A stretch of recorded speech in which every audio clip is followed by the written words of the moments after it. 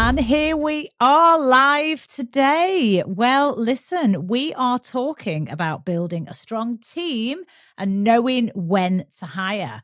So, hello, everybody. Welcome back to Brave, Bold, Brilliant. So, today I want to talk to you about something that every entrepreneur, founder, business owner, and leader in organizations eventually faces. And that's really about when do you hire? Who do you hire first? And how do you actually build a strong team around you instead of just creating more stress, more chaos, and of course, more overhead? Because here's the truth, right? A lot of businesses don't fail because the founder lacks vision. They actually fail because the founder tries to do absolutely everything themselves for far too long, you know? And actually, I'd also say this applies in the corporate world. So maybe you're in a business actually running a department, a team, or maybe even a larger organization. And there is still that temptation for, leaders to want to control everything, to be making all the decisions and to ultimately not be delegating effectively or have the right people to delegate to. So, it's a really important topic, this is, because at the end of the day, there are only 24 hours in a day. You are one person. And, some businesses actually hire too quickly, maybe too emotionally, or, without the right structure. And then suddenly, payroll can become a pressure because it is an overhead and that can then stunt the progress. So, what I want to do today is to share some just honest lessons, really, from my own business journey, whether that's as an entrepreneur or as a corporate CEO, in the context of what works, what doesn't work, how to build your team, and one that genuinely helps you scale up. So before I do that, though, I just wanted to say, if we're not connected on social media, let's get connected. You're going to find Brave, Bold, Brilliant pages all over, LinkedIn, Facebook, Instagram, etc. But also my personal social media connections. So you can find me everywhere. Jeannette Linfoot, 2 N's and 2 T's. And of course, at Brave, Bold, Brilliant, we are building an incredible community of like-minded business leaders, founders, business owners, entrepreneurs, and actually those that are also, building their own career from the bottom up as well. So we're super proud of what we do at Brave, Bold, Brilliant. Not only do we have incredible clients who we help scale up, in particular when we're talking about their teams and the strategy, etc., but we also have this really rich community where we help other people, whether it's through our podcast, Brave, Bold, Brilliant, or indeed our website. So get connected, follow Brave, Bold, Brilliant, on YouTube, on Spotify, on iTunes, wherever you listen to your podcasts, or watch if you prefer YouTube. And then, of course, do check out www.brave-bold-brilliant.com, because on there, you're going to actually find so many amazing resources that's going to help you with your leadership journey. So let's get into this now. Now, we've broken this down into easy sections so that actually you can really approach this in a logical, structured way. Okay, so you might want to grab a pen and paper. You might want to take some notes. And actually, if you are listening to this back, then absolutely make sure you'll share it with, a colleague, with a friend, with someone else in your community that could really benefit from actually hearing this. So, the first section really is around the biggest mistake that people make. And one of the biggest mistakes that I see from entrepreneurs, founders in particular, is wearing every single hat in the business for too long. Now, at the start, that's normal. And I have been there myself as well. You're the sales department, you're the marketing department, your customer service, your operations, your finance, you're the chief bottle washer and cleaner. And in the beginnings, that hustle is necessary. But eventually what's going to actually happen is when you start to build growth, what helped you in the beginning is going to become the exact thing that stops the business from growing. So you have to understand the life cycle of a business and where you are on that curve, because actually, there comes a point where your time becomes the bottleneck. You actually become the blocker for growth, not only in terms of where the business is going, but also how your team and the people around you are able to develop in their roles. So you have to let go to grow. And if your business completely depends on you for every single decision, every email, every decision, every process, every customer interaction, then here's the hard truth. You actually don't own a scalable business. What you own is a very stressful job, and you're nothing more than a glorified consultant. But a strong business needs infrastructure, it needs systems, and eventually it needs people as well. So that's the first part I wanted to really talk about. Just confront your own reality, and it always starts with us. It's always an inside job, but once you've actually got the acceptance of where you are on your business journey and on your leadership journey, you're then able to make some decisions and move on to the next steps of making sure that you have a fabulous team who are truly empowered, are super talented, and are able to actually be there on that growth journey with you. So, section two, I say we broke this down into easy, manageable chunks because let's not overcomplicate business, right? Let's really try to keep it simple. Keep it simple, stupid. That really works, works exceptionally well. So, section number two, so how do you know when it's time to hire?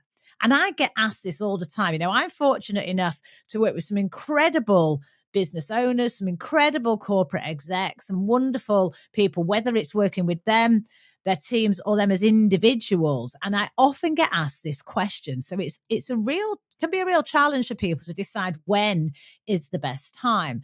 And how do you know? Well, here's the biggest sign for you. If you're constantly overwhelmed doing what I would call low value tasks, that is a sign.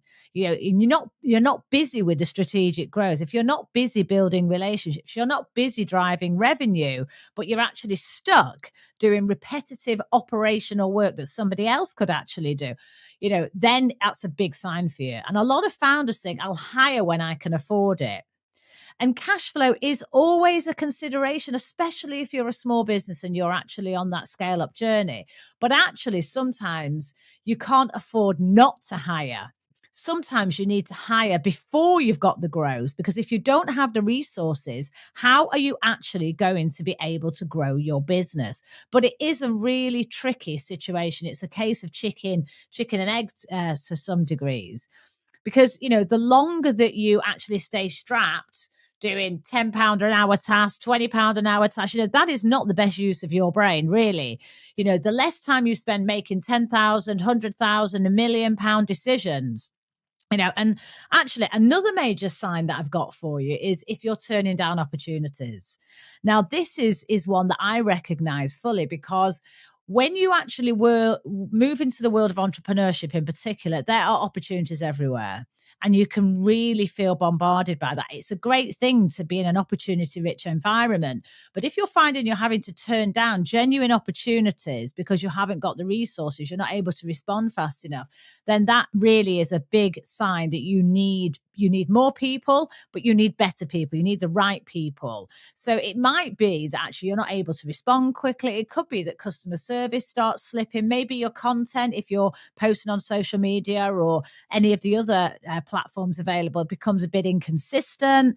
Maybe some of those sales leads are not being followed up properly.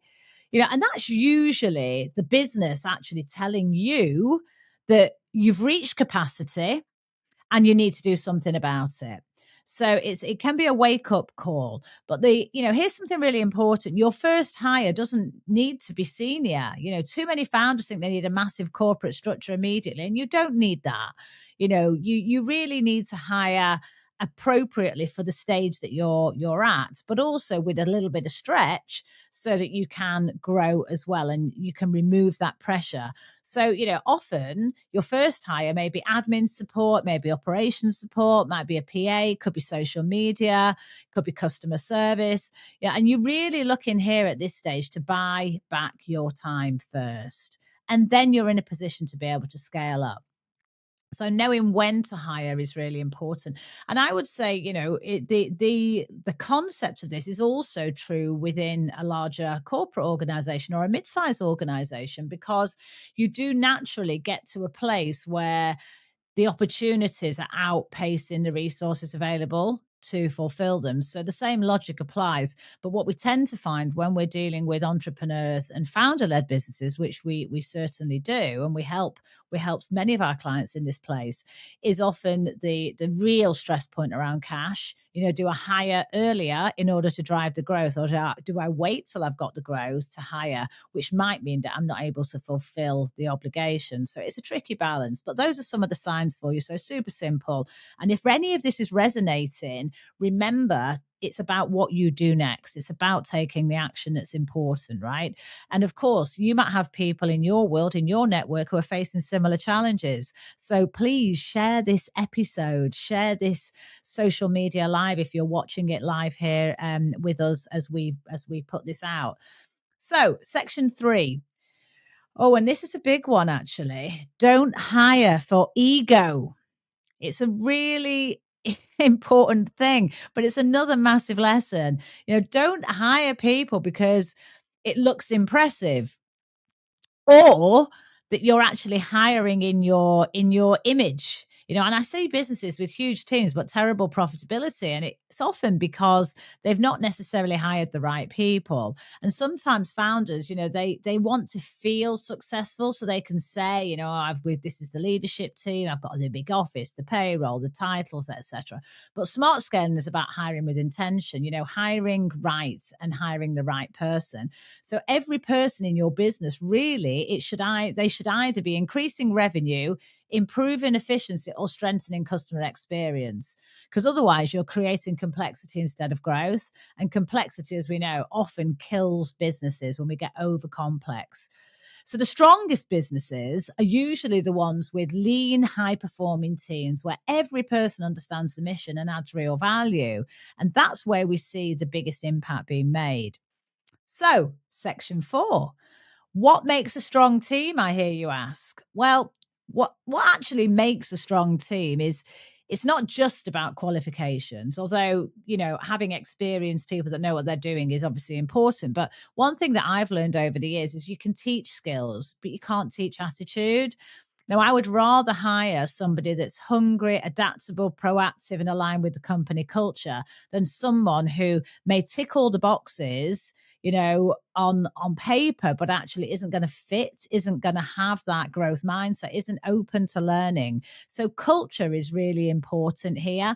And of course, the culture that you have created, you want to nurture that and continue to grow your business at the same time as retaining those really important cultural aspects. And that's so key when you're actually growing, because early hires shape the DNA of your company. And it's so, so important, the energy, the standards, the work ethic, communication style. And as a leader, your team is a reflection of you. So, if you tolerate negativity, low standards, poor accountability, then that's what you're going to get. And that culture is going to spread throughout the entire organization. So, a strong team needs clarity, and people need to know what success looks like, what their role is, how they contribute to the bigger picture, what outcomes they're responsible for, and where the business is heading. Because when we have confusion, a confused team becomes a very inefficient team. So it's so important that we actually, as leaders, are creating confident teams with clarity, with absolute skills, and with delegating effectively. We're letting go to grow. And that's the final section on here, actually, I wanted to share with you. You've got to let go. Do not be the blocker for growth in your business. And that can be a really hard adjustment for entrepreneurs in particular, less so in a mid-sized business or a large corporate, but still, that can actually still be the case. But really, in particular, with entrepreneurs who have maybe started a business, grown a business, it's their baby, and now that business is becoming a young adult, they have to let go. But it can be hard because it's emotional and it's often not logical. And what we often find, is that founders might think nobody can do it as well as me. Does that sound familiar? And maybe initially that might be true, but if you never allow your team to grow, if you never give them the opportunity, then you are going to be stuck where you are. So delegation is absolutely essential, but you need to set people up for success, right? You can't just delegate, without actually giving people the right tools, knowledge, etc., to help them be successful. But when you delegate, it doesn't mean losing control. It means creating those systems, the trust, the accountability. And also, importantly, I would say, having the check-in points that allows you to have that comfort. So, you should not be the solution to every problem in the business forever, because eventually your role needs to evolve, and you've got to start really, by working on the business, not in the business. And that's so important as you scale up, because when you work on the business, you're almost like a helicopter. You're up here hovering at the horizon, surveying what's happening down beneath.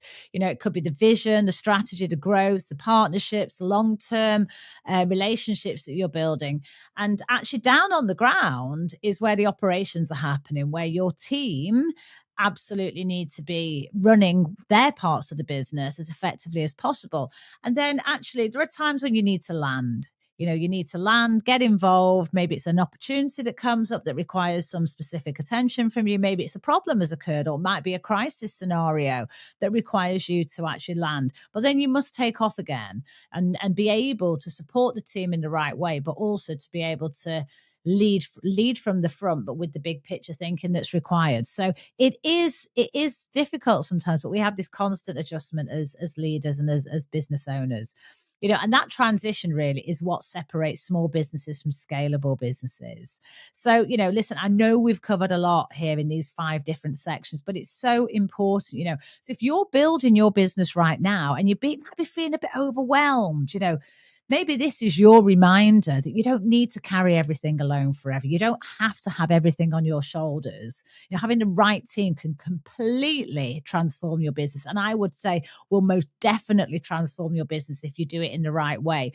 And you may not get every hire right. Sometimes you can do the best process, do your due diligence, and somehow it still doesn't quite work out with certain people. And that's okay. But you must say farewell fast when that happens. Okay. But when you build a great team and everyone genuinely has each other's backs, it's such a magical place to be. It really does make everything far more enjoyable, as well as driving better performance financially. But, mentally and emotionally, you want to be able to be proud of what you've achieved. And actually, sometimes being an entrepreneur can be really lonely. It's lonely at the top, but building a strong team with great momentum, energy, and support is going to really help you also enjoy the process and be proud of what you've created. But remember, here's a few final thoughts for you. Hire with intention, hire with clarity, and hire for culture as well as experience. And hire when the business genuinely needs support, not just because you think you should. Most importantly, build a business that can eventually grow beyond you, because that's really where true freedom starts. So, pop in any questions you might have in the chat. And obviously, I would love to answer those, whether it's here now or later on. So I've got some questions actually popping up here, which I'm just going to read out. Do you think startups struggle to hire because they don't want to lower their personal income to pay the new hire? I think that is a very real challenge, actually, for business leaders, because you're so conscious around the cash flow, right, of a business. But here's the thing. This is where it's really important to have a plan, to have a clear business plan, even if it's only at a very sort of, high level. If you know where your revenue is coming from, the plan for driving your revenue and the resources that you need, you're able to actually look at the top line revenue coming in, the overhead that you actually need to deploy, and therefore what the profitability is going to look like. But sometimes as an owner, you can bootstrap the business and may not even be taking a salary, actually. And they begin a scenario where actually a founder or an entrepreneur sometimes isn't paying, that has to sacrifice paying themselves to hire someone on the team. And that is difficult, because you should always want to ensure that you pay yourself first. But actually, if you get the right people, they're going to drive the growth, they're going to bring the revenue in. So it's often a short-term kind of blip, really, in that cash flow journey. So, any other questions, obviously just let me know. Happy to answer them here live. Oh, here's another one. 1 second. So how much revenue do you think a startup should be making before hiring a team? What a brilliant question. Now, the answer is it depends. It depends. But, I think you want to be able to be able to know how you're going to at least pay the team for the next couple of months, right? So you want to have a little bit in reserve, but that doesn't necessarily mean cash in the bank. And it's great if you can fund the growth of your business through what you would call working capital. But it might be that you've got, an overdraft a facility that you can draw down. It might be that you've got some investor finance you can bring into the business. So, there isn't a definitive number, but I would say if you can't see how you're going to pay the team and the general running expenses of your business for the next 2 to 3 months, then, that might then be a little bit challenging for you. And you might have to just hire in a different way. Could be that you actually, you take someone on part-time, or maybe you use some freelance resources in the short term. So there are different ways, but if you never have the right people in the team, you're always going to strangle your growth. But it is challenging. But I think it's time to get creative as well. But when it comes to people, it is a human to human relationship, clearly, but one that can be super powerful. But yes, you have to invest for growth. Absolutely. And that can often mean making some short-term sacrifices elsewhere. So listen, thank you so much for joining today. I love the questions and I'd love to engage even more. So you might be listening to this back actually as a podcast episode. You might be watching it on YouTube, either live or after we've done this session. Any questions, please do drop us a line, send it to me on, on a comment or in social media. And of course, make sure you head to the website, www.brave-bold-brilliant.com, and subscribe, because join our community and you can leave us a message there as well. We have a dedicated 24/7 helpline where we're more than happy to come back to you. So, if this helped you, as I say, let's get connected, share it with someone in your network, another entrepreneur, a business owner, a friend that maybe is about to start a business and might need some help. So, and let me know in the comments, what was your first hiring business and was it the right decision? So we're here to help. We are so proud of what we are achieving at Brave, Bold, Brilliant as a team, as a community. And, when it comes to teams, we offer a whole range of programs where we support our clients, whether it's our Executive Edge program at the board level, deeply immersive 3 days together, or our leadership mastermind programs, which is really about bringing a team together. And we work with that team over 6 months to make sure we're there to support. So as we're talking about hiring a team, if you're interested in our leadership mastermind programs, reach out to us. We would love to have a conversation, see how we can help you. So whatever you're doing, remember, it is by being brave and bold that you're going to unlock your brilliant and the brilliant in your teams and the brilliant in your business. So whatever you're doing, take care, and I will catch you when the weather breaks.